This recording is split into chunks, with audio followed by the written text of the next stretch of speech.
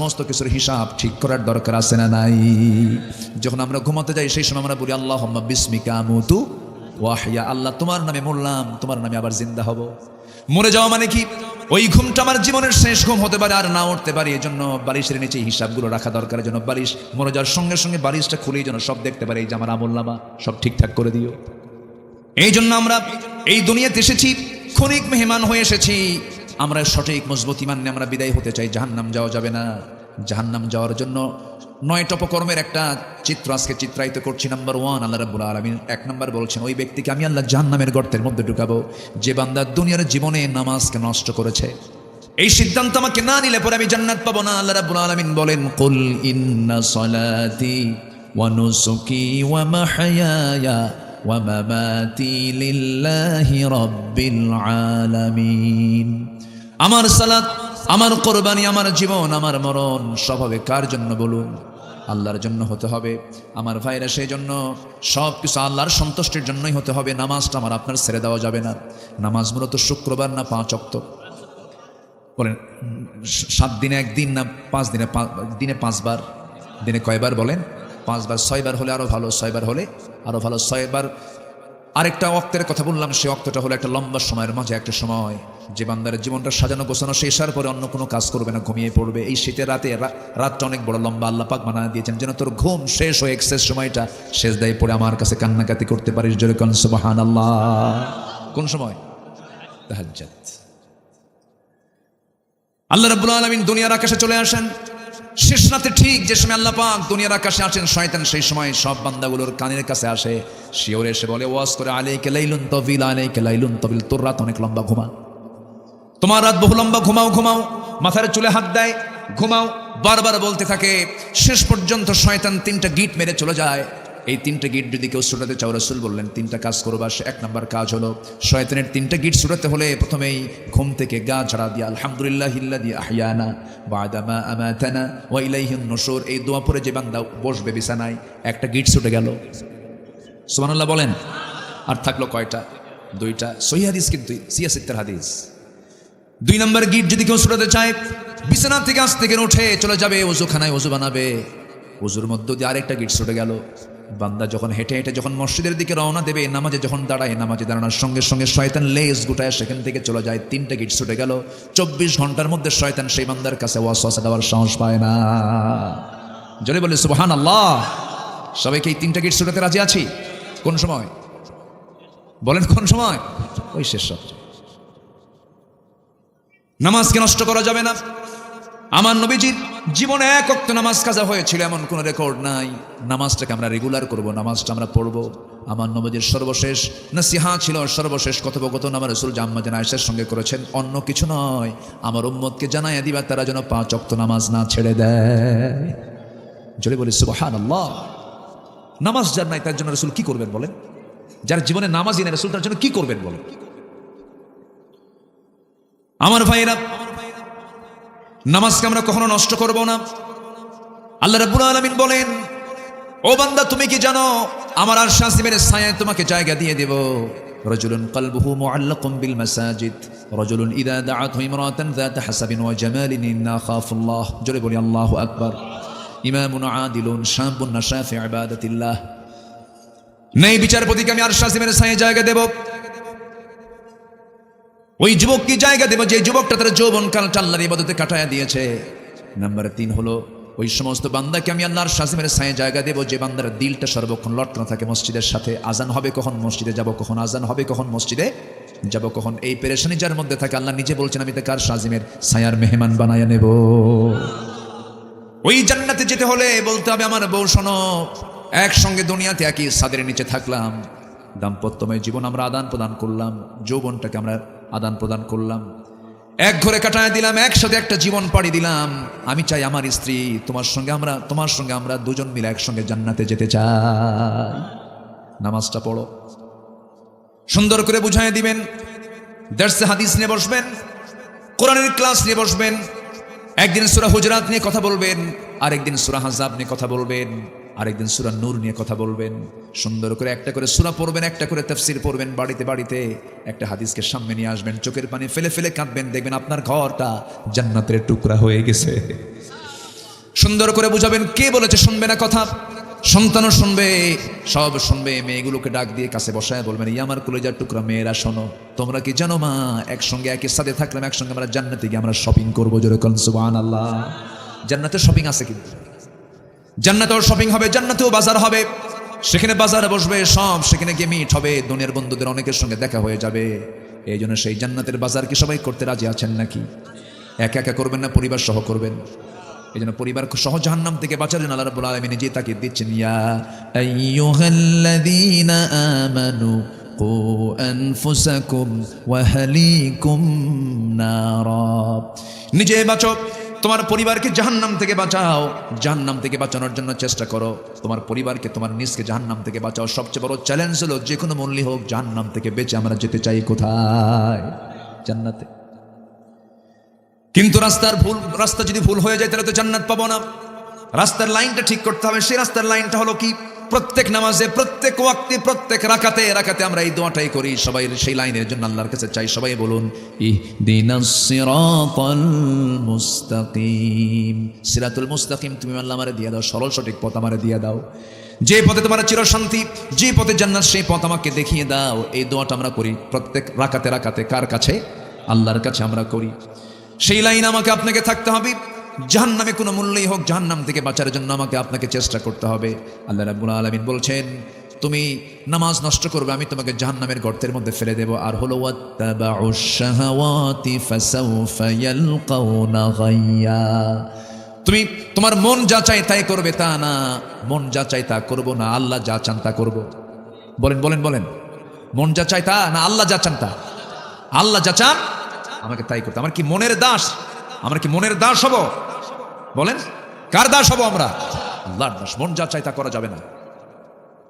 আল্লাহ রাব্বুল আলামিন বলেন, ইন্নাল্লাহা আসতাফা আদামা ওয়া নূহা ওয়া আলা ইব্রাহিম ওয়া আলা ইমরান আলাল আলামিন। আল্লাহ রাব্বুল আলামিন গোটা বিশ্ববাসীর উপরে আলে ইমরান পরিবারকে বিশেষ মর্যাদা দিয়েছেন। অনেক বড় সম্মানিত তারা ছিলেন। বাবা একজন বিশেষ মানুষ ছিলেন, তার কলেজার টুকরা মেয়েও একজন বিশেষ মানুষ ছিলেন। তার নামে সূরার নামকরণ করা হয়েছে। যদিও মারিয়ামের জীবন নিয়ে আমার কোনো কথা বলার উদ্দেশ্য নয়, যেখান থেকে আমি কথা বলছি, আল্লাহ পাক কোন অপকর্মের জন্য বান্দাকে জাহান্নাম দিবেন সেই বিষয়ে আমি আজকে কিছু কথা বলতে চাই। আল্লাহ রাব্বুল আলামিন আবার এই জায়গায় কিছু নবীদের গুণ নিয়েও কথা বলেছেন সূরার ভিতরে। যেমন আল্লাহ রাব্বুল আলামিন বলছেন, ওয়াযকুর ফিল কিতাবি ইসমাঈল ইন্নাহু কানা সাদিকাল ওয়াদি ওয়া কানা রাসূলান নাবিয়্যা ওয়া কানা ইয়া'মুরু আহলাহু বিস-সালাতি ওয়াস-যাকাতি ওয়া কানা 'ইনদা রাব্বিহি মারদিয়্যা। আল্লাহ পাক ইসমাইলের কথা স্মরণ করে বলছেন, ইসমাইল ইসলামের দিকে তোমার একটু স্মরণ করো। তিনি একজন সত্যবাদী, ওয়াদা রক্ষাকারী একজন ব্যক্তি ছিলেন। যেরকম সুবহানাল্লাহ। যিনি দাওয়াত দিয়েছেন, যিনি নির্দেশ দিয়েছেন তার পরিবারকে, তার পরিবারকে তিনি নির্দেশ দিয়েছেন সালাতের ব্যাপারে, যাকাতের ব্যাপারে। এই জন্য আমাদের দাওয়াতটা হবে আগে বাইরে না আগে ভিতরে? আগে বাইরে না ভিতরে? ভিতরে। واذكر في الكتاب إدريس إنه كان صديقا نبيا ورفعناه مكانا عليا أولئك الذين أنعم الله عليهم من النبيين من ذرية آدم। جنبنا الله أكبر। এরপরই মহান রব্বুল আলামিন 59 নম্বর আয়াতে সুন্দর করে বলছেন, فخلف من بعدهم خلف أضاعوا الصلاة واتبعوا الشهوات فسوف يلقون غيا। এই দুনিয়াতে যারা দুইটা অপকর্ম করে বিদায় নেবে, আল্লাহর সামনে যারা হাজির হবে, আল্লাহ তাদেরকে দুইটা অপকর্মের জন্য তিনি রাগ করে বলছেন, অবশ্যই আমি তাকে শুধু জাহান্নাম নয়, জাহান্নামের গর্তের মধ্যে আমি তাকে ঢুকাবো। জাহান্নামের কিছু কেভ আছে, কিছু গর্ত আছে, গুহা আছে, যে গুহাগুলো জাহান্নাম পর্যন্ত ভয় করে। যেমন ওয়াইল নামক দোজক আছে, ওয়াইল নামক গুহা আছে। এখানে গাইয়ুন নামে গর্ত আছে। গাইয়ুন গর্তটা এত ভয়ঙ্কর গর্ত যে জাহান্নাম পর্যন্ত যাকে ভয় পায়।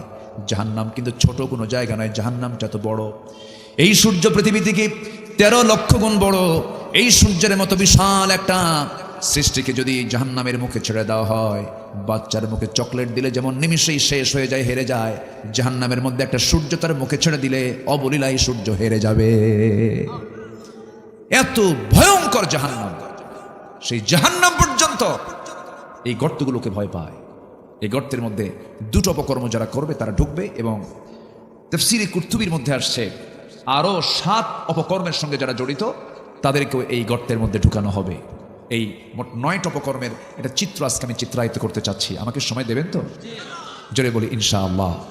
গতকালকে ছিলাম খুলনায়, মাহফিল ছিল। আগামীকালকে সিলেটে, খুব একটু দূরে না তো নাকি, এর মাঝে এই কালীগঞ্জে আসছি। সম্মানিত ভাইয়েরা, সম্মানিত বন্ধুগণ, আমরা এমন একটি মুহূর্তে এখানে একত্রিত হয়েছি। এই দেশের মানুষ ইসলামকে ভালোবাসে, ভালোবাসে না তা না, কিন্তু নামাজ পড়ে না। কি পড়ে না? খালি বিড়ি খায়। কি খায় বলেন তো? এত বিড়ি খায়, যে কোনো বাজারে ঢুকলে কিসের গন্ধ বের হয়? শুধু বিড়ির গন্ধ। মনে হয় কিছু কিছু লোকের বিড়ি খাওয়া দেখলে মনে হয় তার জন্মই হয়েছে বিড়ি খাওয়ার জন্য। এত বিড়ি মানুষ খায়। সম্মানিত ভাইয়েরা, আমরা ইসলামকে ভালোবাসি, কিন্তু ইসলামের আইন কানুনকে আমরা অনেকে মেনে নিতে পারি না। আমার দেশে ইসলামী দলও আছে, অন ইসলামী দলও আছে, নন ইসলামিক পার্টি আছে, আবার ইসলামিক পার্টিও আছে। একটা বিশাল অংশ তারা মনে করে কি জানেন, ইসলাম শুধু নামাজে থাকবে, মসজিদ মাদ্রাসায় এইগুলো জায়গায় থাকবে। ইসলাম আবার এখান দিয়ে ইসলাম কেন ওই ক্যান্টনমেন্টে যাবে, কেন সচিবালয়ে যাবে, কেন অ্যাডমিনিস্ট্রেশনে যাবে, কেন আইন আদালতে যাবে? এটা তো দুনিয়ার কাজ। তো দিনদারির সাথে আবার এগুলোর কি দরকার? দিনদারি আর দুনিয়াদারি তো ভিন্ন। এরকম করে একটা রং কনসেপ্ট ব্রিটিশ এই জাতির মধ্যে ঢুকায় দিয়েছে। এটা ব্রিটিশদের সময় থেকে এটা চলে আসছে। কিন্তু দিনদারি আর দুনিয়াদারি এটা পৃথক কিছু নয়। স্ত্রীর সঙ্গে যে আপনি রাত্রি যাপন করছেন, এটা কি দুনিয়াদারি? বলেন, এটা কি দুনিয়াদারি? এটা কি ইবাদতের বাইরে? এটাও ইবাদত। আপনি ব্যবসায় ওজন করছেন, মাপতেছেন দাড়ি পাল্লা দিয়ে, বাটখারা দিয়ে মাপতেছেন, এখানে কি আছে? ইবাদত আছে না নাই? এটা অনেকে মানে না, এটা অনেকে মানতে চায় না। ইসলাম এমন একটি বিধানের নাম যে বিধানের ভিতরে নখ কাটবো কেমনে, নখ এই 10টা আঙ্গুল কাটবো কেমনে, এই নখ কাটার সিলসিলা কোনটা থেকে শুরু করবে সেই বিধান ইসলামে আছে। কিন্তু ইসলাম যে সব চলুক এটা একটা মহল চায় না। এই একটা মহল আমার দেশে আছে না নেই বলেন তো? তাদের মুখ থেকে বের হয় কোরআন এবং রাজনীতি আলাদা বিষয়। কোরআন এবং রাজনীতি আলাদা বিষয়। কে বলেছে এটা? এই চিন্তা চেতনা যদি কেউ লালন করে, তাকে নতুন করে ঈমান আনতে হবে, নতুন করে ঈমান আনা দরকার তার। রাজনীতি শিখতে হলে কোরআন থেকে রাজনীতি শিখতে হবে। কোরআন ছাড়া পৃথিবীতে যত রাজনীতি আছে সব হচ্ছে সন্ত্রাস নির্ভর রাজনীতি, আর কোরআন দিয়েছে হলো আদর্শ নির্ভর রাজনীতি। কিন্তু এটাই তো বললে আমরা জঙ্গিবাদী হয়ে যাই, আমরা মৌলবাদী হয়ে যাই, আমরা রক্ষণশীল হয়ে যাই, কত কথা আমাদের সাথে লাগায় দেয়। কিন্তু আমাদের ফার্স্ট অ্যান্ড লাস্ট বক্তব্য একটা, আল্লাহর কথার সঙ্গে আমরা একমত। আলা লাহুল খালক ওয়াল আমর, সৃষ্টি যার, হুকুম চলতে হবে তার। কি ঠিক কিনা বলেন? এই পৃথিবীতে মানুষ ছাড়া কোনো প্রাণী আছে আল্লাহর হুকুম মানে না? শুধু সমস্যা কার মধ্যে? তাছাড়া কোনো প্রাণীর কি সমস্যা আছে? সমস্ত মাখলুক আল্লাহর হুকুম মেনে চলে। সূর্য পূর্ব দিগন্ত উদিত হয়, পশ্চিম দিগন্তে গিয়ে নেমে যায়, অস্তমিত হয়ে যায়। চাঁদ রাতের বেলা রাতের ঘড়ি হয়ে আমার আপনার চোখের সামনে ভেসে আসে। 7 সমুদ্র আল্লাহর হুকুমগুলো মেনে চলে, সমস্ত প্রাণীগুলো আল্লাহর হুকুম মেনে চলে। লা তাফকাহুনা তাসবিহাহুম, তারা যে তাসবিহ প্রকাশ করে তোমরা তা বুঝো না। আমার বন্ধুগণ, শুধুমাত্র মানুষের জন্যই সমস্যা। মানুষ তার সুবিধা মতো ইসলাম মানতে চায়। মানুষ কি তার নিজের সুবিধা ইসলাম মানবে, না আল্লাহর হুকুমে ইসলাম মানবে? কার নিয়মে? কার নিয়মে? আল্লাহর নিয়মে মানতে হবে। ইসলাম এক জায়গায় মানার বিধান নয়, ইসলাম সব জায়গায় মানতে হবে। নামাজও ইসলাম, সমাজেও ইসলাম। একই ব্যক্তি মাহফিল কমিটির সভাপতি, আবার যাত্রা কমিটির সভাপতি। কে বলেন আছে কিনা? একই ব্যক্তি, ডাবল স্ট্যান্ডার্ড। যখন সে মাহফিল আসে মনে হয় জিব্রাইল নামছে আসমান থেকে, এত সুন্দর সুরত, আতর সুরমা লাগায়া মনে হয় জিব্রাইল ফেল। আবার ওই ব্যক্তি যখন যাত্রায় গেছে একদম, ও একটা নিজে একটা অভিনেতা, চলে গেছে। এই চরিত্র মুসলমানের হবে না। আমার দেশে বহু হাজি আছে, হজ করতে যায়, অভিনয় করে, আছে না? চিত্র জগতে নায়ক নায়িকা অভিনয় করে, আবার ওইদিকে চলে যায় ওমরায়। ওমরায় গিয়ে ফেসবুক লাইভে এসে বলে, প্রিয় দেশবাসী, আমি ওমরায় আসছি, আমার জন্য দোয়া করবেন, আমি যেন ওমরার সকল কাজ যেন সুন্দরভাবে সম্পূর্ণ করে দেশে ফিরে যেন সিনেমার বাকি কাজ সম্পূর্ণ করতে পারি। কি কথা কি বুঝতেছেন? শয়তানও কয় তোরছে আমি ভালো আছি। এই সমস্ত চরিত্র নিয়ে জান্নাত পাওয়া যাবে না। জান্নাত পেতে হলে আগে তাগুতের কাফির হতে হবে, তাগুতকে আগে অস্বীকার করতে হবে, তাগুতকে বাদ দিতে হবে, এরপর ঈমান আনতে হবে। আল্লাহ পাক ঈমান আনতে আগে বলেন নাই। সূরা ফুরকানের শেষ দিকে যান, 11টা কাজের পর আল্লাহ পাক বলছেন 12 নম্বর ঈমান আনো, ইল্লা মান তাবা ওয়া আমানা ওয়া আমিলা সালিহান। 12টা কাজের পর 11টা কাজের পর বলছেন ঈমান আনো। আল্লাহ রাব্বুল আলামিন বলেন, فمن يكفر بالطاغوت ويؤمن بالله فقد استمسك بالعروة الوثقى لا انفصام لها। জোরে বলুন আল্লাহু আকবার। যে ব্যক্তি তাগুতের কাফির হবে, তাগুতকে যে অস্বীকার করবে এবং যারা ঈমান আনবে, এই জন্য আগে তাগুতকে অস্বীকার করতে হবে। তাগুত হলো ঈমান পরিপন্থী যে কাজগুলো, ইসলাম পরিপন্থী যে কাজগুলো, সেগুলো হলো তাগুত। যে নিজে ইসলামকে মানতে চায় না, অপরকে মানতে বাধা দেয়, এমন লোক বুঝে আমার দেশে নাই? আসতে বলবেন না, আছে না নাই? নিজের কায়েমের স্বার্থের জন্য দিনকে রাত, রাতকে দিন করে যারা দুনিয়ার বুকে চলতে চায়, এই সমস্ত অন্যায়ের বিরুদ্ধে আগে আমাকে প্রতিবাদী হতে হবে। ওই চিন্তা চেতনাকে সম্পূর্ণ বর্জন করতে হবে, একদম নির্ভেজাল ঈমান আনতে হবে। আল্লাহ রাব্বুল আলামিন বলছেন, উদখুলু ফিস সিলমি কাফা ওয়ালা তাত্তাবিউ খুতুওয়াতিশ শাইতান। জোরে বলুন আল্লাহু আকবার। ইসলামের ভিতরে পুরোপুরি দাখিল হয়ে যাও, শয়তানের পদাঙ্ক অনুসরণ করো না। শয়তান বুঝে এলাকায় আসে না। শয়তান আসে কালীগঞ্জে না? একটু মনে হয় সিনে কম। হ্যাঁ, আমাদের আব্বা আদম আলাইহিস সালাতু ওয়াস সালাম এবং হাওয়া আলাইহিস সালাতু ওয়াস সালামকে ওয়াসওয়াসা দিয়েছিল কোথায় গিয়ে? শয়তান কোন তো জান্নাতের ভিতরে। ফাযাল্লাহুমাশ শাইতান, শয়তান দুজনকে পদস্খলন ঘটায় দিল জান্নাতের মধ্যে গিয়ে। জান্নাত যদি শয়তান চেনে, কালীগঞ্জ চেনে না? হ্যাঁ, চেনে। আসে, এসে কামটাম করে থুয়ে চলে যায়। সম্মানিত ভাইয়েরা, তাহলে আমাদের সবচেয়ে বড় চ্যালেঞ্জ হলো আমরা জাহান্নামে যাব না। কি রাজি আছেন না সবাই? কোথায় যাব না বলেন? কোথায় যাব আমরা? জান্নাত কার বাড়ি? আমাদের বাড়ি। আল্লাহর তো সবই, জাহান্নামও তো আল্লাহ তৈরি করা। আমরা বলেন জান্নাতে যেতে রাজি আছেন তো সবাই? জান্নাত কার বাড়ি? আমাদের বাড়ি, আমাদের বাপের বাড়ি। কি আমাদের বাপের বাড়ি? আমাদের বাপকে আদম আলাইহিস সালাম। আমার খুব আনন্দ লাগে জানেন, আমার বাপ আদম, এটা খুব আনন্দ লাগে। এক মাহফিলে গেছি, এক পীর সাহেব, আমি পীর বিরোধী না, তো আমি হুজুরকে লক্ষ্য করে সালাম দিলাম। বয়স্ক মানুষ তো, কিন্তু সালামের উত্তর নাই। কিছু কিছু লোক আছে কিন্তু এই অ্যালার্জি আছে, সালাম দিলে উত্তর যে একটা সুন্দর মানে কি বলে প্রাণযুক্ত হয়ে, প্রাণ ভরা দিল থেকে যে উত্তর দেবে, এরকম লোক কিন্তু আছে কিছু। এরকম আছে না? এরকম প্রাণ ভরে দেয়। আবার কিছু লোক আছে মানে একটা বিরক্তি একটা ভাব। আমি সালাম দিলাম, উনি সালাম নিল কি নিল না আল্লাহ জানে, এরকম একটা ভাবসা, খুব মোশান দেখলাম। তো আমি বললাম, ওনাকে জিজ্ঞাসা করলাম, উনি কথা বলতে চাচ্ছেন না, হয়তো অসুস্থ হতে পারেন, এরকম হতে পারেন, যাই হোক। এক পর্যায়ে আমি থেকে বললাম, হুজুর আপনার একটু মেহরবানি করে আপনার পরিচয়টা। আমি অমক পীর জাদা, ধমকের সুরে আমাকে বলতেছে। বলবো না, আর কথা বলা যাবে না। কিছুক্ষণ পরে উনি আমাকে আবার প্রশ্ন করতে, আপনার পরিচয়? তো বললাম, আমি হলাম নবীজাদা। কি কইছি আমি? নবীজাদা। তো উনি আমার দিকে এখন উনি একদম মানে অ্যালার্ট হয়ে গেছে, মনে রাগ করছে, এরকম করে কথা বলতেছে। আপনি কি বলেন? হ্যাঁ, আপনি যদি পীরের ছেলে পরিচয় হয়ে যদি নবীজাদা কি পীরজাদা হতে পারেন, পীরের ছেলে পীরজাদা, আমি নবীর ছেলে, আমি নবীজাদা।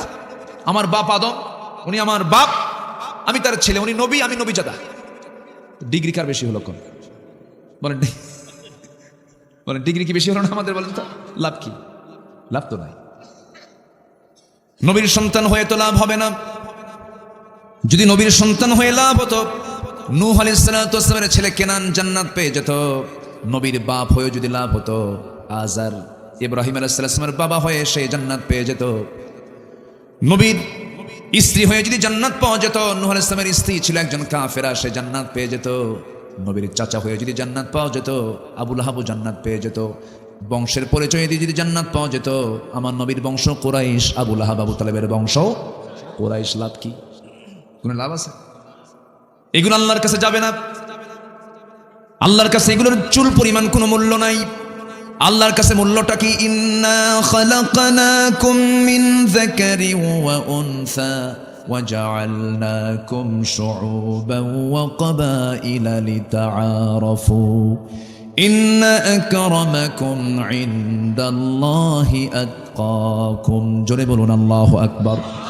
আমি তোমাদেরকে এক নর এবং এক নারী থেকে সৃষ্টি করেছি এবং সেখান থেকে বহু গোত্রে গোত্রে বিভক্ত করেছি, ভাষা বর্ণ ভিন্ন করে দিয়েছি, লিতাআরাফু, যেন তোমরা একে অপরকে চিনতে পারো।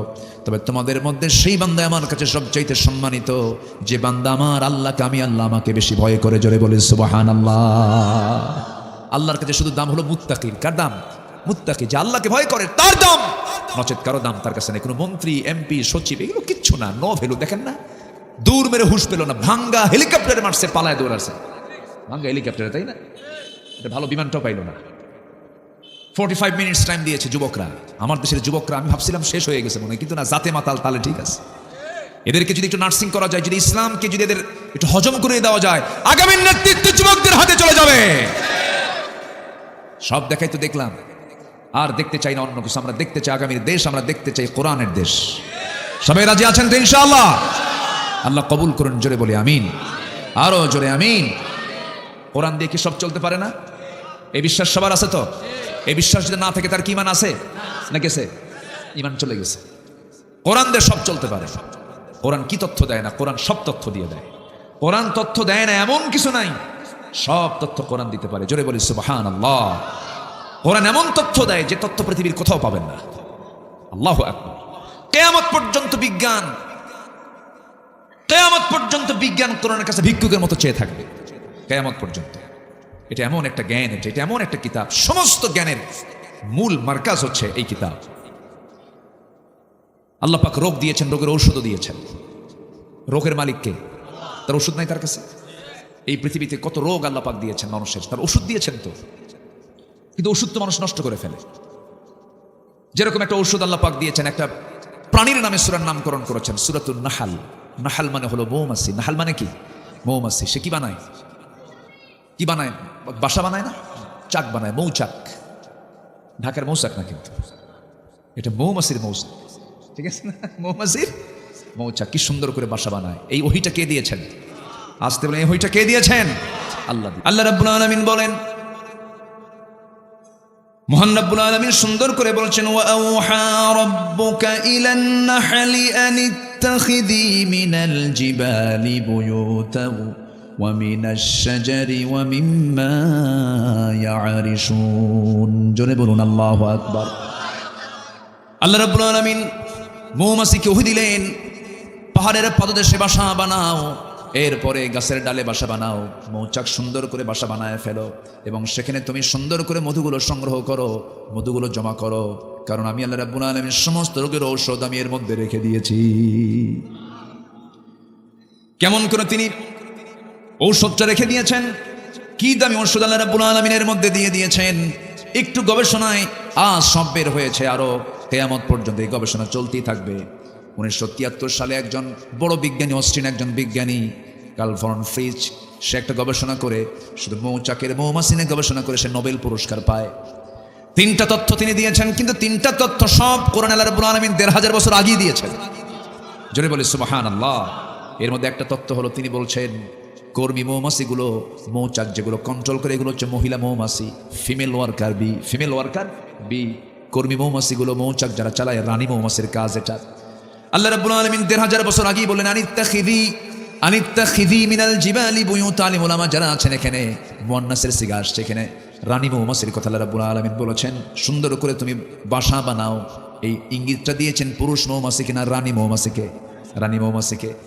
নাম্বার 2 হলো, আল্লাহ রাব্বুল আলামিন, বিজ্ঞান বলতেছে, যখন একটা কর্মী মৌমাছি নতুন ফুলের বাগান বা উদ্যান খুঁজে পায়, তখন স্বর্ণ মৌমাছিদের সঠিক পথের দিক নির্দেশনা দিয়ে দেয়। এটাকে ওই বিজ্ঞানী বলছেন ওয়াগাল ড্যান্স, যা বিশ্বব্যাপী সাড়া ফেলে। আল্লাহ রাব্বুল আলামিন এই কথাটা 1500 বছর আগে সুন্দর করে কোরআনে বলে দিয়েছেন। জোরে বলি সুবহানাল্লাহ। এখন বলুন, এই সমস্ত বিজ্ঞান যে তারা গবেষণা করেছে, তারা গবেষণা করেছে না কোরআন থেকে ধার নিয়েছে? ধার তো নিয়েছে, এখান থেকে গবেষণা করেছে কোরআনকে। ثم كلي من كل الثمرات فاسلكي سبل ربك ذللا জোরে বলুন আল্লাহু আকবার। এখানেই শেষ নয়, নাম্বার 3 হলো আমরা সবাই জানি মৌমাছিগুলো মধুগুলো মনে হয় মুখে করে নিয়ে এসে মৌচাকে ঢেলে রাখে। না না, এই মৌমাছিগুলো বিজ্ঞানীরা নিখুঁত করে গবেষণা করে প্রমাণ করেছেন আসলে মধু বের হয় মৌমাছির পেট থেকে। মৌমাছির পেট থেকে বের হয়, পেট থেকে মধু বের হয়ে এরপরে মৌচাকে তারা জমা করে ফেলে। আল্লাহ রাব্বুল আলামিন ১৫০০ বছর আগে এই কথাই বলেন, ইয়াখরুজু মিন বুতুনিহা, ইয়াখরুজু বের করে, মিন বুতুনিহা তার পেট থেকে। সুবহানাল্লাহ বলবেন না? يخرج من بطونها شراب مختلف ألوانه فيه شفاء للناس إن في ذلك لآية لقوم يتفكرون জোরে বলুন আল্লাহু আকবার। আমার ভাইরা, আরো কথা আছে অনেক লম্বা। এই মৌমাছির জীবন প্রণালী নিয়ে প্রায় ঘন্টাখানেক কথা বললেও কথা শেষ হবে না, বহু তথ্য আছে। শুধু দুটো তথ্যের কথা বলি, আবার মূল পর্বের দিকে আমরা চলে যাচ্ছি। আমরা 1 কেজি মধু কত টাকা দিয়ে কিনি? মাত্র না, তাহলে ভালো না, তাহলে ভেজাল।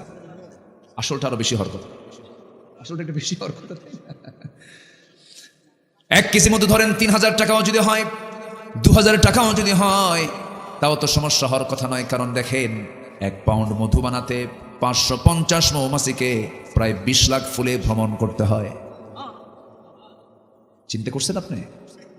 1 পাউন্ড মধু বানাতে 550 মৌমাছিকে 20 লক্ষ ফুলে ভ্রমণ করতে হয়। কি পরিমাণ পরিশ্রম এখানে আছে! যেখানে একটা কর্মী মৌমাছিকে 80,000 পথ কিলোমিটার অতিক্রম করতে হয়, একটা গবেষণায় চলে আসছে 1 পাউন্ড মধু তৈরি করতে মৌমাছিগুলোকে প্রায় গড়ে 14.5 লাখ কিলোমিটার পথ পাড়ি দিতে হয়, যা দিয়ে গোটা পৃথিবীকে 3 বার ঘোরা সম্ভব। কি 2000 টাকা কেজি? এখন কোন না, আমার কথা কি বুঝতেছেন আপনারা? তাহলে এটার কোনো মূল্য আমরা দিতে পারবো বলেন? এটা যদি কোনো মানুষকে দেওয়া হতো দায়িত্ব, যে মধুগুলো বানা, মৌমাছির ডিপার্টমেন্ট দেখেন, সে 14.5 লক্ষ কিলোমিটার পথ পাড়ি দিয়ে 1 পাউন্ড মধু আনতেছে আপনার মৌচাকে। আল্লাহু আকবার বলে। কি আল্লাহ আছেন তো নাকি? আল্লাহ কি আমাদের দেখেন? অবশ্যই দেখেন, অবশ্যই তিনি দেখেন। আমার বন্ধুগণ, আবার এই মৌচাকের ভিতরে একটা তাপমাত্রা আছে স্বাভাবিক 35 ডিগ্রি সেলসিয়াস তাপমাত্রা। যদি 40 ডিগ্রি 5 ডিগ্রি বেড়ে যায়, সেই সময় একসঙ্গে মৌচাকের মৌমাছিগুলো 2টা পাখা ঝাপটায় করে কি 40 ডিগ্রি হলে পরে এটাকে কমানোর জন্য ভিতর থেকে বাতাসগুলো বের করে দেয়, আবার স্বাভাবিক হয়ে যায়। আবার যখন একদম কমে যাচ্ছে, 30 ডিগ্রি আসতেছে, তবুও সমস্যা, মধুগুলো নষ্ট হয়ে যাবে, সঙ্গে সঙ্গে পাখাটা উল্টায় দিয়ে আবার বাহির থেকে বাতাস ঢুকায় নেয়। যেরকম সুবহানাল্লাহ, একবার ঢুকায় একবার বের করে। কে চালান? সেই মৌমাছিকে আল্লাহ রাব্বুল আলামিন দায়িত্ব দিলেন, তুই মধুগুলো বানা, মানুষকে দেব না। মানুষ ভেজাল। মানুষ কি বলেন? মানুষ কি করে? ভেজাল। কোরআনে কারীমের সোজা আয়াত এটা। এই পৃথিবীতে মৃত্যু রোগ ছাড়া এমন কোন রোগ নেই যে রোগের ঔষধ হিসেবে মধু কার্যকর নয়। যদি কোনো ডাক্তার বলে মধু খাওয়া যাবে না, রং, কমপ্লিট রং। এটা তার গবেষণায় রং। এটা 1 ফোঁটা হলেও খাওয়া যাবে। ডায়াবেটিসের রোগী হলো 1 ফোঁটা হলেও খাওয়া যাবে, 2 ফোঁটা হলেও খাওয়া যাবে। আমার বন্ধুগণ, এখানে শেষ নয়, বহু কথা আছে। কোরআন এমন কোনো কথা বলে নাই বাদ পড়েছে। প্রথম ওহিটাই হলো সায়েন্স, এমব্রায়োলজির উপরে। ইকরা বিসমি রাব্বিকাল্লাযী খালাক, খালাকাল ইনসানা মিন আলাক, ইকরা ওয়া রাব্বুকাল আকরামুল্লাযী আল্লামা বিল কলম, আল্লামাল ইনসানা মা লাম ইয়ালাম। খালাকাল ইনসানা মিন আলাক। প্রথম সূরা নাযিল হয়েছে কোন সূরা বলেন? আলাক। আলাক শব্দটাই সায়েন্সের শব্দ, এমব্রায়োলজি, ভ্রূণ তথ্য নিয়ে আল্লাহ তাআলা প্রথম কোরআনে কথা বলেছেন। আল্লাহু আকবার বলেন। মানব সৃষ্টি নিয়ে কথা বলেছেন। এটা কি শুধু ধর্মীয় কিতাব? এই কিতাবকে যারা শুধু নামাজের কিতাব বলে চালায় দিতে চায়, এই কিতাবকে যারা শুধু মাদ্রাসায় পড়ার কিতাব হিসেবে চালায় দিতে চায়, ভুল কথা। কোরআন হচ্ছে আইন এবং প্রশাসনের চলন্ত বিশ্বকোষ। কোরআন দিয়ে সচিবালয় চলতে পারে, কোরআন দিয়ে ক্যান্টনমেন্ট চলতে পারে, কোরআন দিয়ে আইন আদালতও চলতে পারে, ঠিক কিনা? সব চলতে পারে। সম্মানিত ভাইয়েরা, কোরআনকে আমরা মানতে চাই এক জায়গায় না সব জায়গায়? সব জায়গায়। আল্লাহ কবুল করুন। জোরে বলি আমিন, আরো জোরে আমিন। অনেক কথা, এক রাত তো সময় তো থাকে না। আমি কিন্তু মূল পর্বে এখনো যাওয়া হয়নি আমার। জাহান্নামের গর্তের মধ্যে কেউ কি আমরা ঢুকতে চাই ভাই? আমরা সবাই কোথায় যেতে চাই? কার ভিটা? বাপের ভিটা। বলেন কার ভিটা? আমরা কার সন্তান? নবীর সন্তান। বলেন কার সন্তান? কি জাদা? বলেন বলেন বলেন বলেন। নবীর জাদা যদি হই, আমার বাপ নবী, বিড়ি খাই কেন? মিশা কথা কই কেন? বাবার সম্মান আছে না? বাবার সম্মান আছে না? নাই বলেন। বাবার সম্মান নষ্ট করা যাবে না। বাবার সম্মানকে রক্ষা করতে হবে। মিথ্যা কথা বলা যাবে না, ছলচাতুরি করা যাবে না, ওজনে কম দেওয়া যাবে না, ঠকবাজি করা যাবে না, লেনদেন ওলট পালট করা যাবে না। একটা মানুষের ইমান চেক হয় বাজারে না মসজিদে? বলেন বলেন। মসজিদে আপনি কি ইমান চেক করবেন? মসজিদে নামাজ পড়তে গেছেন আপনি, বাজারে গেছেন, লেনদেন করছেন, লেনদেনে আপনার ইমানটা চেক হবে। যার লেনদেনটা জীবনের সবচেয়ে শ্রেষ্ঠ লেনদেন হয়, তার ইমানটাও শ্রেষ্ঠ। বলি আলহামদুলিল্লাহ। লেনদেন আছে এখন? টাকা দিলে বিপদে না টাকা নিলে বিপদে? বলেন। টাকা নিলে বিপদ না টাকা দিলে বিপদ? যে দেয় সে কি নিরাপদ না বিপদ? বিপদ। সম্পর্ক নষ্ট করতে চান, বন্ধুকে টাকা দিবেন, শেষ। কি সমাজ আজকে আমরা উপহার দিয়েছি। ঋণের টাকা, এটা যে কত বড় বোঝা, এটা মাথায় নাই, মনেই করে না যে আমাকে টাকাটা দিতে হবে, এটা মনেই করে না। ঋণ যে কত ভয়ঙ্কর জিনিস, এটাকে কেউ পাত্তাই দেয় না। শহীদের শাহাদত ক্যান্সেল হয়ে যাবে, শহীদের শাহাদত বানচাল করে দেবেন আল্লাহ তাআলা, ওকে জাহান্নামে ঢোকা। সে ঋণ নিয়ে, ঋণী ব্যক্তি টাকা পায়, ফোন দেয়, ফোন ধরে না, কাছে যায়, ভাই আজকে নিও না, অমুক দিন দেবো, 3 দিন করে আবার যায়। রাগের ঠেলায় এখন যে টাকা নিচে ঋণ গ্রহীতা, সেই রাগ করে কয়, তুমি কি আমার মান সম্মান বোঝো না? দেখছেন, মানে উল্টা কথা ওরে ছাড়ে। তুমি কি আমার মান সম্মান বোঝো না? মানুষের সামনে টাকা চাও। রাগের ঠেলায় এখন যে টাকা পায়, যে ঋণদাতা, যে সে রাগের ঠেলায় বলে, যা তোর কাছ থেকে টাকা কোনোদিন চাবই না, তোর টাকা হাসরের দিন তুলে নেবো, যা। মনে মনে করে লম্বা ডেট পাইলাম। কি কি কথা কি বুঝতেছেন আপনারা? আছে কিনা বলেন, আছে কিনা? নামাজও পড়ে কিন্তু, হাজার হাজার কোটি টাকার মালিক, আবার ওইদিকে হাজার হাজার কোটি টাকার ব্যাংকে লোন। আবার লেখা থাকে কি কি লেখা থাকে? কাদেরকে বয়কট করুন না, ওই যে ঋণ খেলাপি, যারা ঋণ খেলাপিদের কি করুন? বয়কট করুন। উনি তো ব্যাংকার, উনি ব্যাংকে চাকরি করেছে, লেখা থাকে প্রত্যেকটা খামে ঋণ খেলাপিদের বয়কট করুন। হাজার হাজার কোটি টাকার মালিক আপনি হলেন, আবার হাজার হাজার কোটি টাকা আপনি ঋণ করে দুনিয়া থেকে বিদায় নিলেন। লাভটা কি? এর নাম সুখ নয়। দুনিয়াও হারাবেন, আখিরাতও হারাবেন। না না, 1 পয়সা ঋণ রেখে আমরা যাব না। আমার নবীজি ওসিয়তের ব্যাপারে খুব সতর্ক হতে বলেছেন। প্রত্যেকটা দিন আমার সমস্ত কিছুর হিসাব ঠিক করার দরকার আছে না নাই? যখন আমরা ঘুমাতে যাই, সেই সময় আমরা বলি আল্লাহুম্মা বিসমিকা আমুতু ওয়া আহইয়া। আল্লাহ, তোমার নামে মরলাম, তোমার নামে আবার জিন্দা হব। মরে যাওয়া মানে কি? ওই ঘুমটা আমার জীবনের শেষ ঘুম হতে পারে, আর না উঠতে পারি। এই জন্য বালিশের নিচে হিসাবগুলো রাখা দরকার। যেন বালিশ মরে যাওয়ার সঙ্গে সঙ্গে বালিশটা খুলেই যেন সব দেখতে পারে, এই যে আমার আমলনামা সব ঠিকঠাক করে দিও। আমার বন্ধুগণ, এই জন্য আমরা এই দুনিয়াতে এসেছি, ক্ষণিক মেহমান হয়ে এসেছি। আমরা সঠিক মজবুত ঈমান নিয়ে আমরা বিদায় হতে চাই। জাহান্নাম যাওয়া যাবে না। জাহান্নাম যাওয়ার জন্য 9টা অপকর্মের একটা চিত্র আজকে চিত্রায়িত করছি। নাম্বার 1, আল্লাহ রাব্বুল আলামিন 1 নাম্বার বলছেন, ওই ব্যক্তিকে আমি আল্লাহ জাহান্নামের গর্তের মধ্যে ঢুকাবো, যে বান্দা দুনিয়ার জীবনে নামাজকে নষ্ট করেছে। কি নষ্ট করেছে? এদেশে সবচেয়ে কি নষ্ট বিষয় হয়? কেউ কিছু কয়? কেউ কিছু কয় না। রাষ্ট্র যদি ইসলাম থাকতো, পিটাইয়া নামাজ পড়াতো। যে বাচ্চা ওষুধ খায় না, বাচ্চা কি করে? বাচ্চার মা কি করে? বাচ্চা ওষুধ খায় না, বলে বাবা খা, খা বাবা, তোর অসুখ তো, তুই খা, তোর 104 ডিগ্রি হয়ে গেল, এরপরও খায় না। তখন কি করে? হাত পা জোর করে ধুইরা শক্ত করে মুখের মধ্যে ঢুকায় দিয়ে কয় খা। বলেন এতে কি মায়ের মহাব্বত কমছে না বাড়ছে? কিন্তু এই পিটনের মধ্যে অবশ্যই মায়ের মহাব্বত কম না বেশি? বেশি। ইসলামী রাষ্ট্র যখন হবে, ইসলামী রাষ্ট্রের দায়িত্ব হবে এই লোকগুলোকে যে কোনো মূল্যে হোক জাহান্নামে নেওয়া যাবে না। আল্লাহর হুকুম নামাজ কায়েম করা। প্রশাসন সামনে দাঁড়িয়ে যাবে, কোথায় কি করো? যাও মসজিদে নামাজ পড়ো। ঠিক কিনা? কিন্তু কে বলবে? কে নামাজের কথা বলবে? যে নামাজের কথা বলবে, যে নেতা, ও নিজেই তো নামাজ পড়ে না, গাঁজা খায়, শীত হয়ে পড়ে থাকে। রাতের বেলা মদের বোতল নিয়ে বসে থাকে কারা? নারীগুলোকে নিয়ে বোট ক্লাবে বসে থাকে কারা? ওই বোট ক্লাবের যে অপকর্মগুলো, তাদের সঙ্গে কারা জড়িত? একটাও নাই কিন্তু এখন। ওই যে হাউন হাউন একটা, হ্যাঁ নাই তো। ও একটা ভাতের হোটেল বানাইছিল, মন যা চেয়েছে তাই করেছে। ওয়ালাকুম ফিহা মা তাশতাহি আনফুসুকুম, ওরা দুনিয়া কি জান্নাত বানায় ফেলছে, এখন আর খুঁজে পাওয়া যাচ্ছে না। 16 বছর ধরে এক নেতাকে দেখেছি, শুধু একটাই বক্তব্য, ওই নোয়াখালী বাড়ি, মাইক পাইলেই খালি বলতো খেলা হবে। প্রতিবন্ধী নেতা, প্রতিবন্ধী নেতা। এটা মানুষ এত নিচে নামে, মানুষ এত জঘন্য হয়। 20 কোটি জাতির নেতৃত্ব আপনি দিলেন, মুখ থেকে ভালো কথা বের করতে পারলেন না। সম্মানিত বন্ধুগণ, আমাদের সবচেয়ে বড় টার্গেট হলো আমাকে জাহান্নাম যাওয়া যাবে না। আমার চলা, আমার ফেরা, আমার দল, আমার বন্ধু, আমার সবকিছু হতে হবে জান্নাত কেন্দ্রিক। কি কেন্দ্রিক বলেন? জান্নাত কেন্দ্রিক। বন্ধু জান্নাতের জন্য কাজে লাগে, দল জান্নাতের জন্য কাজে লাগে, আমার কাজকর্ম জান্নাতের জন্য কাজে লাগে। আমার কথা কি বুঝে আসতেছে আপনাদের? সমস্ত কিছুর মূল লক্ষ্য হতে হবে জান্নাত।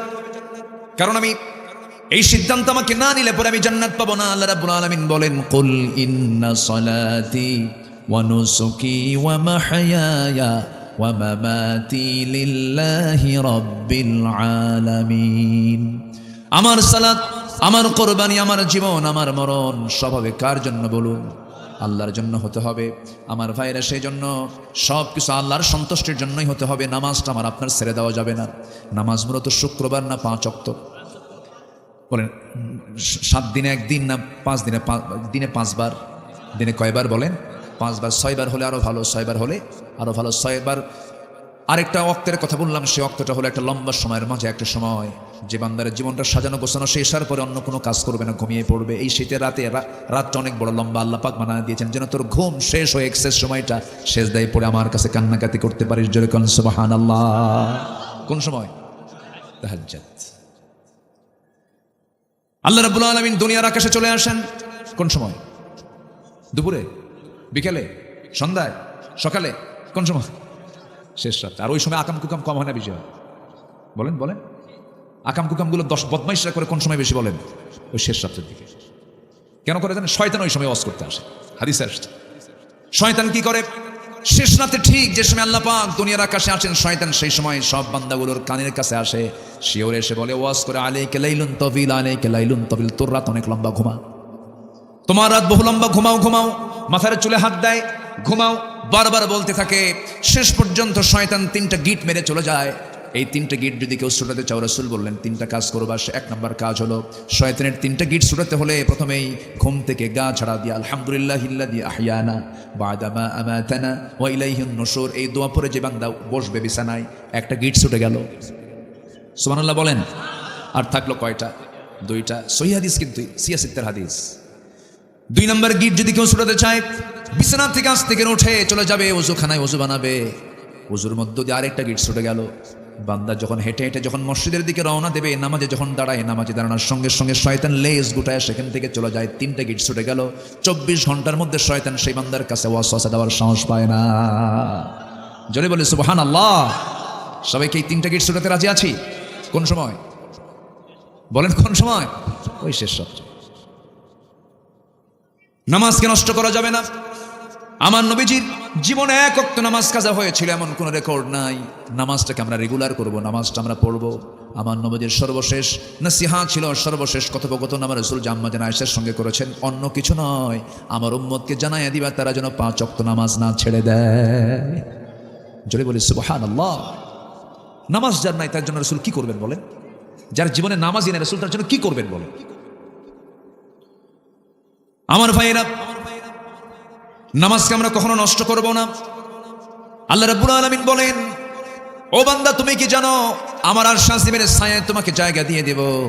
রাজুলুন কলবুহু মুআল্লাকুম বিল মাসাজিদ, রাজুলুন ইযা দাআতহু ইমরাতান যাত হাসাবিন ওয়া জামালিন ইন্না খাফুল্লাহ। জোরে বলি আল্লাহু আকবার।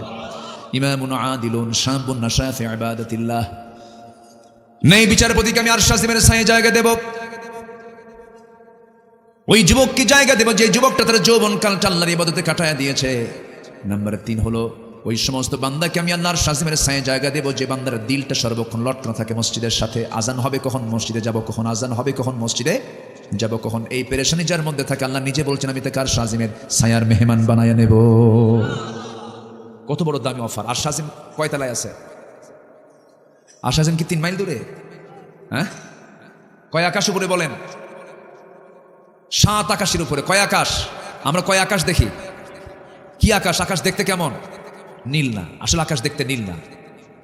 ওয়াস-সামা'i যাতির রাজা, ওয়াস-সামা'i যাতির রাজা। আকাশের কালার মূলত নীল নয়, এটার কালার একমাত্র জানেন তিনি কে? আল্লাহ। ব্লু স্কাই আমরা বলি শুধু। সম্মানিত ভাইয়েরা, এই আকাশে কেউ যেতে পারছেন? বলেন, কেউ যেতে পারছেন আপনারা? কেউ কি পৃথিবীর কোনো মানুষ যেতে পেরেছে? শুধু একজন গিয়েছেন, তিনি হচ্ছেন মুহাম্মদুর রাসূলুল্লাহ। মুহাম্মদুর রাসূলুল্লাহ। আমরা যেখানে বসে আছি এখান থেকে আকাশ যে কত দূর, এটা আমরা কোনোদিন বের করতে পারবো না। শুধু আমরা দেখি মানুষ একটু চাঁদের দেশে গেছিল। চাঁদ তো সবচেয়ে কাছাকাছি একটা অঞ্চল। চাঁদের দেশে 1970 সালে নীল আর্মস্ট্রংরা গিয়েছেন। মঙ্গল গ্রহে মানুষ গেছে। এখন মানুষ যদি চিন্তা করে সূর্যের কাছে তার যাওয়া সম্ভব না, লক্ষ লক্ষ ডিগ্রি সেলসিয়াস তার তাপমাত্রা, সূর্যের কাছে তার যাওয়া সম্ভব না। মানুষ যদি মনে করে চাঁদ দেখলাম, মঙ্গল গ্রহ দেখলাম, একটু তারকা দেখব, যে তারকাগুলো আকাশে আমরা মিটিমিটি করে জ্বলতে দেখি জোনাকির মতো, এই তারকাগুলো কত বড় জানেন? এই সূর্য পৃথিবী থেকে 13 লক্ষ গুণ বড়। ওই সূর্যের চাইতে এক একটা তারকা, ব্যাটেল জুইস তারকা 33 কোটি গুণ বড়। জোরে বলি সুবহানাল্লাহ, আল্লাহু আকবার বলেন। একটা তারকা বললাম, এরকম কি একটা তারকা আকাশে? কোটি কোটি গ্যালাক্সি আছে, সেই গ্যালাক্সির মধ্যে আবার কোটি কোটি তারকা আল্লাহ পাক সাজায় রেখেছেন। এই মহাশূন্যের কথা বলছি, কিন্তু আকাশে যাই নাই, শুধু মহাশূন্যের কথা বললাম। পৃথিবীর সবচেয়ে নিকটবর্তী তারকা হলো প্রক্সিমা সেন্ট্রাই। প্রক্সিমা সেন্ট্রাই নামক সেই নিকটবর্তী ছোট তারকার দিকে যদি কেউ যেতে চায়, দুনিয়ার কোনো যানবাহন চলবে না। যদি কেউ নভোযান, লেটেস্ট নভোযান অ্যাপোলো 11 চড়েও যদি রওনা দেয়, তবুও তার যেতে সময় লেগে যাবে, যার ঘন্টার গতি হলো 39,000 কিলোমিটার। মানুষই বানাইছে। ওই নিকটবর্তী তারকার দেশে তার যেতে সময় লেগে যাবে 1,15,000 বছর মাত্র। যাবেন কারা কারা? হাত তুলেন দেখি। সম্ভব? কেমনে যাবেন আপনি? বাঁচবেন কয়দিন? যাবেন কখন? আর আল্লাহ বলছেন, বান্দা তুমি কি জানো? শুধু সেজদা দাও, শেষ রাত্রে নামাজে হাজির হও, আমি আল্লাহ তোমাকে 7 আকাশের উপরে তুলে আরশ আজিমের ছায়ার মেহমান বানায় নেবে। এরপরও নামাজ পড়ে না, এরপরও। আচ্ছা, বউ যদি নামাজ না পড়ে কি করবেন? কোন পাশেই তো আসছে, মায়ের আসছে না মাহফিলে, বলেন আপনার বউ নামাজ পড়ে না, কি করবেন? হ্যাঁ, তাও কামা একজন কইছে পিটাবো, যে কইছে পিটাবো মানে বিয়ে করে নাই। বউ পেটা এত সহজ? যে স্বামী বউকে ভয় করে না, তার তো সংসারই হবে না। এই বউ ভয় করেন না?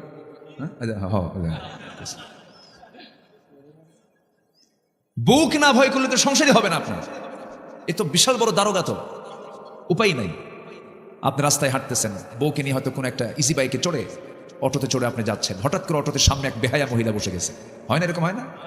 না, আপনার নজর, আপনার নজর ভালো আপনার, কিন্তু হঠাৎ করে অন্য একটা বেখেলে অন্য চিন্তা করতেছেন, এদিকে আপনার নজর চলে গেছে। আর ওই দৃশ্য যদি আপনার বউ যদি দেখে ফেলে যে আমার স্বামী ওই মহিলার দিকে চেয়ে আছে, বলেন তো কি হতে পারে?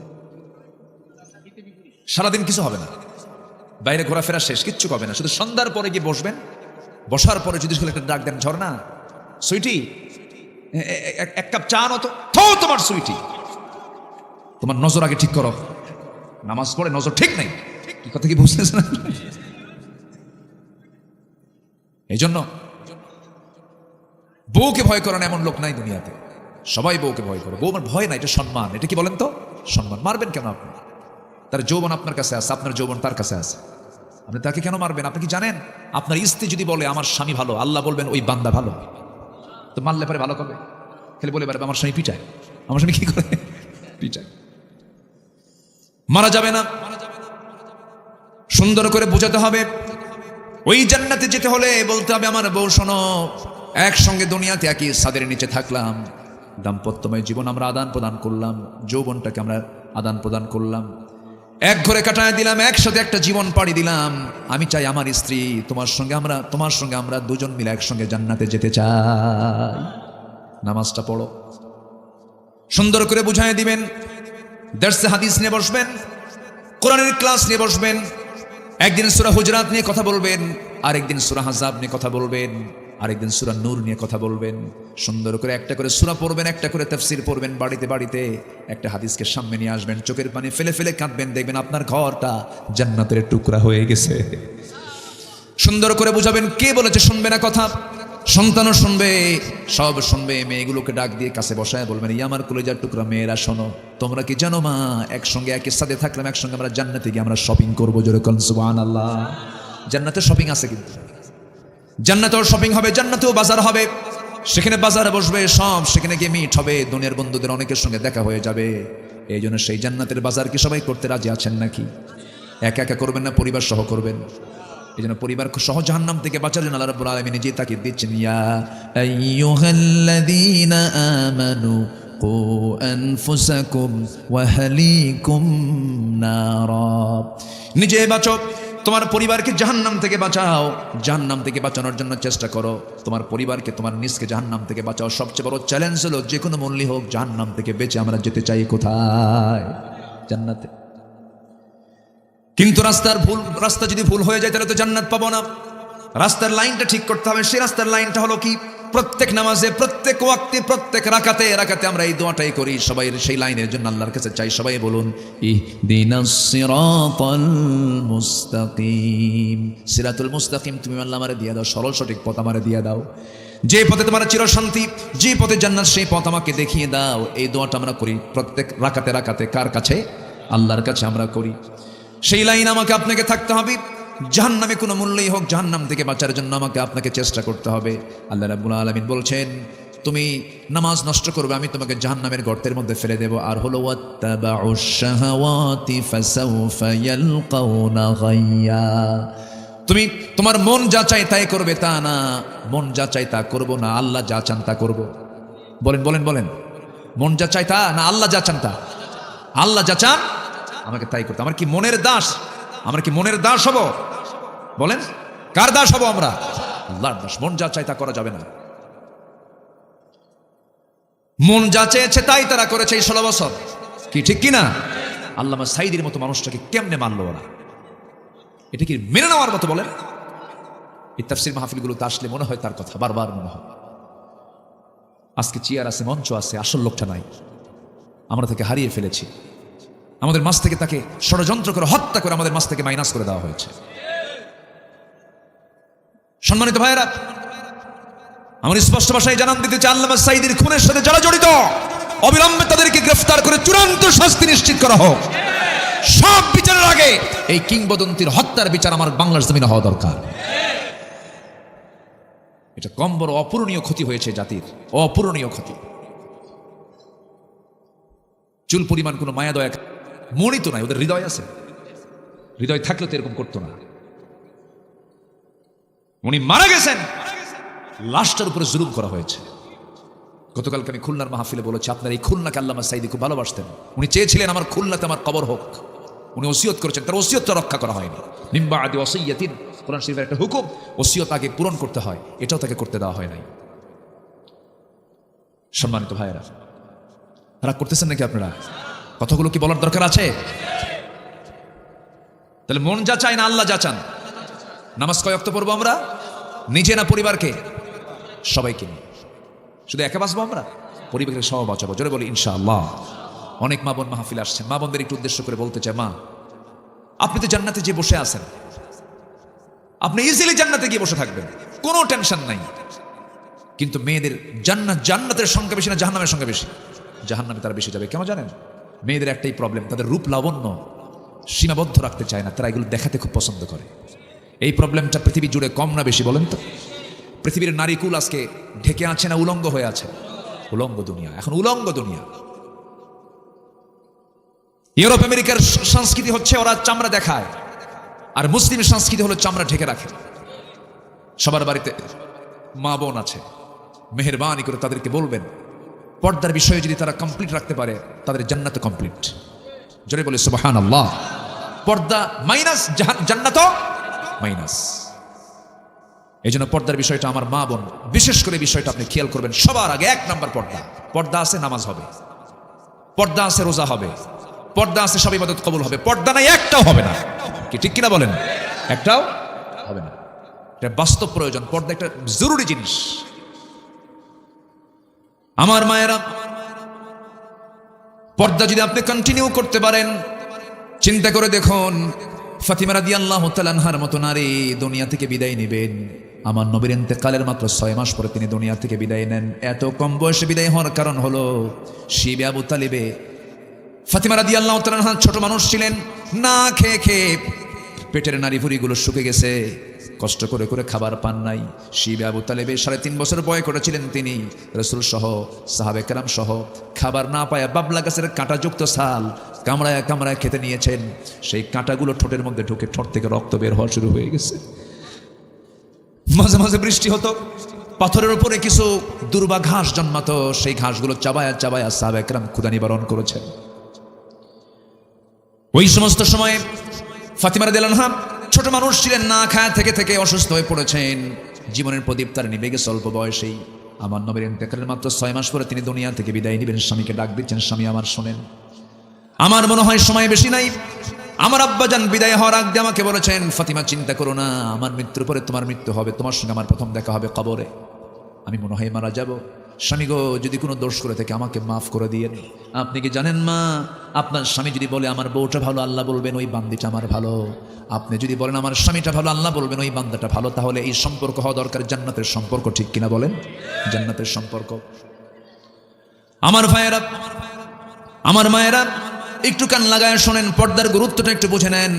ফাতিমা যখন দুনিয়া থেকে বিদায় নেবেন, স্বামীকে ডাক দিয়ে বললেন, স্বামী আমার বুঝে বিদায় লগন চলে আসছে, আমি মনে হয় মারা যাব, কিন্তু আমি যদি দিনের বেলা মারা যাই কাউকে বলবেন না, আস্তে করে ঘরে আপনি আমাকে শোয়া রাখবেন। রাতের বেলা যদি মারা যাই কাউকে বলবেন না, 2-1 প্রতিবেশীকে ডাক দিবেন, আমার লাশটা গোসল করে আপনি দিবেন, ঘর থেকে বের করে নিয়ে কয়েকজনকে নিয়ে আপনি জানাজা অন্ধকারী করে দিবেন, যেন আমার লাশের চেহারা যেন কেউ না দেখে। আমাকে দেখতে না পারলেও উপর থেকে কতটুকুন লম্বা, কতটুকুন চিকন, কতটুকুন মোটা অনুমান করবে, আমার পর্দার খেলাফ হয়ে যাবে। রাতের বেলা কয়েকজনকে জানাজা দিয়ে দিবেন, আমাকে কবরস্থ করবেন। আবু যর গফারি রাতের বেলা স্বপ্নে দেখেন রাসূল তাকে বলছেন, আবু যর, আমার কলিজার টুকরা ফাতিমা নাই, আমার ফাতিমা দুনিয়া থেকে বিদায় নিয়েছে, ও আবু যর যাও কবরটা খনন করো, তাকে দাফন করে দাও। আবু যর গফারির ঘুমটা ভেঙে গেল, সোজা আলীর বাড়িতে গিয়ে বলছেন, আলী দরজা খোলো, তুমি আমাকে সংবাদ দাও নাই, কিন্তু রাসূল আমাকে সংবাদ দিয়ে দিছে। কোদাল নিয়ে চলে গেছেন কবরে, কোদাল দিয়ে কবর খনন করতেছিলেন। এই আবেগী সাহাবী, ইনি খুব আবেগী সাহাবী ছিলেন। দিন গ্রহণ করে রাসূল বললেন, কাউকে প্রকাশ করতে দিও না, কোথাও গিয়ে বলতে যেও না, তোমাকে মেরে ফেলবে আরবের কুরাইশরা। তিনি করলেন কি, দিন গ্রহণ করেই কাবার চত্বরে দাঁড়ায় চিৎকার মেরে বলছেন, লা ইলাহা আশহাদু আল্লা ইলাহা। রক্তাক্ত হয়ে গেছেন আবু যর গফারি। রাসূল বললেন পরবর্তীতে, আবু যর তুমি এমন করে প্রকাশ্যে বলতে গেলে কেন, আমি তোমাকে বাধা দিলাম, এরপরে তুমি কেন বললা হুজুর? এত বড় মহাসত্য আমি কেমন করে আড়াল করবো? প্রয়োজনে মরে যেতাম, তবু হক আমি আড়াল করতে পারতাম না। যেরকম সুবহানাল্লাহ। কবর খনন করা শেষ হলো, কবর খনন করে সেখান থেকে বের হয়ে আসলেন, আবেগ আপ্লুত হয়ে। কবর তো কথা বলে না, কবরকে লক্ষ্য করে শুধু বলতেছেন, কবর রে, আজকে তোর মধ্যে যাকে রাখতেছি সে কিন্তু সাধারণ কোনো নারী না, হাসান হোসেনের মা, কলিজার টুকরা, বিশ্বনবীর একমাত্র কলিজার টুকরা মেয়ে, জান্নাতের সমস্ত মহিলাদের সর্দারিনী খাতুনে জান্নাত ফাতিমা। খবরদার, কবর, এই মহিলার সাথে অসম্মান আচরণ করা যাবে না। কিন্তু আবেগ আপ্লুত হয়ে কথাগুলো বলছেন। ভেতর থেকে তার কানে আওয়াজ আসলো, এগুলো কোনো কিছু আমি জানবো না, চিনবো না, বুঝবো না। আমল যদি ভালো হয় ভালো কথা, আমল যদি খারাপ হয় কবর তার আসল আচরণটা দেখায় দেবে। এক প্রান্তের মাটি অপর প্রান্তে যাবে, অপর প্রান্তের মাটি অপর প্রান্তে গিয়ে সব একাকার হয়ে যাবে। এই জন্য আমার বন্ধুগণ, সেই কবরের সবাইকে আমাকে আপনাকে যেতে হবে। আমার মা, আপনি আপনার জীবনটাকে সুন্দর করে সাজানোর আগে 1 নাম্বার হলো আপনার চামড়াটা কারো কাছে দেখাবেন না, আপনার সৌন্দর্য কাউকে দেখাবেন না স্বামী ছাড়া। পর্দা কমপ্লিট করবেন, আপনার জন্য জান্নাত কমপ্লিট হয়ে যাবে। জোরে বলে সুবহানাল্লাহ। আমার বন্ধুগণ, ওয়াত্তাবাউশ শাহাওয়াত, মন যা চায় তা করা যাবে না। যদি করে ফেলেন ফাসাউফা ইয়ালকাউনা গাইয়া, তাকে জাহান্নামের গর্তের মধ্যে ফেলে দিবেন। তিনি আমার কে বলেন? আল্লাহ রাব্বুল আলামিন। আমার ভাইয়েরা, এছাড়াও আরো 6 শ্রেণী কিংবা 7 শ্রেণীকে মহান রাব্বুল আলামিন জাহান্নামের গর্তের মধ্যে ফেলে দিবেন। নাম্বার 1 হলো, ওই দুটো তো চলেই গেল, যারা নফসের দাসত্ব করবে, যারা নামাজ নষ্ট করবে। এখন আসেন যারা জেনা করবে, জেনা করে করে বুড়া হয়ে গেছে, জেনা ছাড়ে না, বুড়া জেনা কারা না নাই, আর শাইখুজ জানি, তাদেরকে আল্লাহ রাব্বুল আলামিন জাহান্নামের গর্তের মধ্যে ফেলবেন। যে মদ্যপান করতে করতে বুড়া হয়ে গেছে, চোখ বের হয়ে আসে, তবুও মদ খাওয়া ছাড়ে না, তাকে আল্লাহ রাব্বুল আলামিন গর্তের মধ্যে ফেলবেন। নাম্বার 3 হলো সুদখোর, যে সুদ খেতে খেতে পাকা হয়ে গেছে, সুদ খাওয়া ছাড়ে না। এই সুদের কারবার বুঝি কালীগঞ্জ উপজেলায় নাই? তাহলে ওয়াজ করার দরকার নাই? হ্যাঁ দরকার, কি বলবো? আপনি না বললেও তো বলবো। জি, সুদের কাছে যাওয়া যাবে না, সুদ খেলে ওই গর্তের মধ্যে ঢুকাবেন। তিনি কে? নাম্বার 4 হলো যে সন্তান তার পিতামাতার অবাধ্য, বাপ মাকে ভাত দেয় না এমন সন্তান বুঝি কালীগঞ্জে নাই? বাপ মাকে দেখে না, বাপ মার সম্মান করে না এমন সন্তান কিন্তু বহু আছে, শুধু কালীগঞ্জ না গোটা দেশেই আছে। এর মূল কারণ হলো সুশিক্ষার বড় অভাব। একটা জাতি শিক্ষিত হয়েছে, ডাক্তার হয়েছে, ইঞ্জিনিয়ার হয়েছে, কিন্তু বাপ মার সেবার জ্ঞান অর্জন করে নাই। এই গাজীপুর একটা নোংরা জায়গা, আমি এটাকে নোংরাই বলবো, শুধুমাত্র আমাদের ব্যর্থতার কারণে এটা তৈরি হয়েছে, বৃদ্ধাশ্রম তৈরি হয়েছে। ঠিক আছে না? এটা কি মুসলিম কালচার? এটা কি মুসলিম কালচার? এটা আমেরিকা হতে পারে, কারণ সে দেশে বাপের পরিচয় নেই, বুড়া মানুষ থাকবে কই? ইউরোপ হতে পারে, তার বাবার পরিচয় নেই, কারণ পৃথিবীর ম্যাক্সিমাম সন্তান হলো জারজ। ম্যাক্সিমাম সন্তান কি? জারজ। জরিপ আসছে তাই, ম্যাক্সিমাম সন্তানগুলো জারজ। হতে পারে ইউরোপ আমেরিকা এরকম ধরনের কিছু, কিন্তু আমার দেশে পিতার পরিচয় আছে না নাই? পিতা তোমার, তুমি বুড়ো বয়সে তুমি কেন বৃদ্ধাশ্রমে রেখে আসবা? তুমি বাপ মার কুপুত্র, কুসন্তান তুমি। আমাকে অনেকে বলে আমি বৃদ্ধাশ্রম গড়ে তুলো। কেন? বৃদ্ধাশ্রমের কালচার না করে বরং সামাজিকভাবে প্রতিরোধ গড়ে তোলো। কোন সন্তান বাপ মাকে ভাত দেন ওকে বয়কট করো, ঠিক কিনা? বয়কট করো। কষ্ট পাচ্ছেন মনে হয়। নাম্বার 5 হলো যে মিথ্যা সাক্ষী দেবে। কি সাক্ষী দেবে? মিথ্যা সাক্ষী যারা দেবে, কারণ মিথ্যা সাক্ষীর ফলাফলটা ভয়ঙ্কর হয়। এটা ভালো মানুষের বড় বিপদ হয়ে যায় মিথ্যা সাক্ষীর কারণে। আল্লাহ বলছেন মিথ্যা সাক্ষীকে আমি আল্লাহ রাব্বুল আলামিন জাহান্নাম শুধু নয়, তাকে গর্তের মধ্যে ঢুকায়া ছাড়াবো। বড় বড় গুনাহ এগুলো। সর্বশেষ হলো যে নারী অপরের সন্তানকে স্বামীর সন্তান বলে চালায়া দেয়। আমার দেশেও কিন্তু বহু জারজ সন্তান আছে, স্বামী একজন আর সন্তান আরেকজনের আছে, কিন্তু আছে না নাই? যদিও ডিএনএ টেস্টের যুগ, এখন কিন্তু টেস্ট করবে কি? টেস্ট করতে গিয়ে ধরা খাবে। স্বামীও বিপদে পড়বে, বউ বিপদে পড়বে, থাক যা আছে আছে থাক। কি ঠিক আছে না? চেয়ারম্যান তো উনি বোঝে সবকিছু।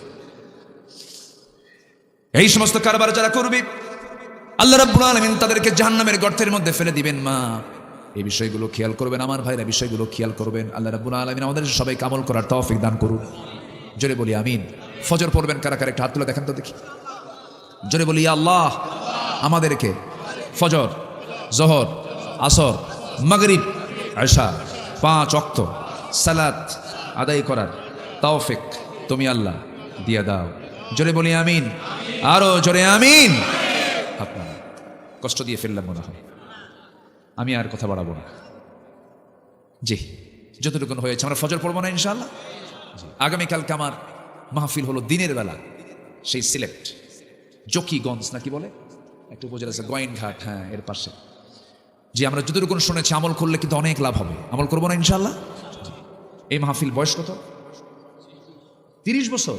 মাশাআল্লাহ। জি, অনেকে ইন্তেকাল করেছেন। আমার ভাই জানো, যে ভাই আমাকে দাওয়াত দিয়েছেন, নাম জানো কি?